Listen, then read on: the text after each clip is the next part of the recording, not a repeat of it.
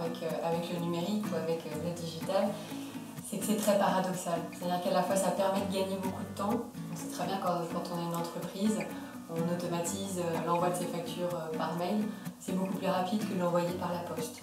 Quand on cherche l'historique de son client dans un CRM, c'est beaucoup plus rapide que de le chercher dans un fichier Excel ou dans des petites fiches Bristol. Donc effectivement, ça fait gagner du temps. C'est des exemples qui sont assez triviaux, mais on en a plein d'autres. Par contre, la question, c'est que ça en fait aussi perdre beaucoup parce qu'on est dans un flot continu d'informations qu'il faut apprendre à traiter. Et je crois qu'une des vraies compétences aujourd'hui, c'est cette capacité à hiérarchiser les informations, à aller trouver l'information qui est pertinente. Et c'est pour ça que je dis souvent que ce qui est important en matière de numérique, c'est aussi d'en avoir un usage éclairé.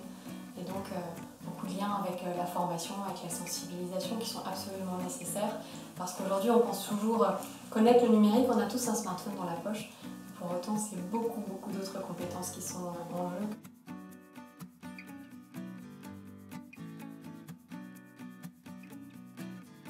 Je crois qu'il me les a confiés peut-être parce que j'avais une expérience de chef d'entreprise dans un secteur qui était plutôt traditionnel et ça me permet peut-être de comprendre un peu mieux ce qui fait le quotidien des 98% de TPE, PME de la région.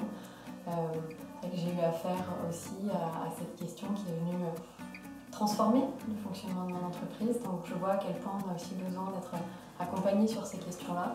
Pas forcément uniquement sous l'angle technologique, et peut-être même pas du tout sur l'angle technologique, parce que je pense que c'est très souvent accessoire. C'est ce qui sert un petit peu de prétexte à pas y aller. Et c'est plutôt la question de comment est-ce qu'on fait la conduite du changement, comment est-ce qu'on met du sens aussi dans cette question de la transformation numérique.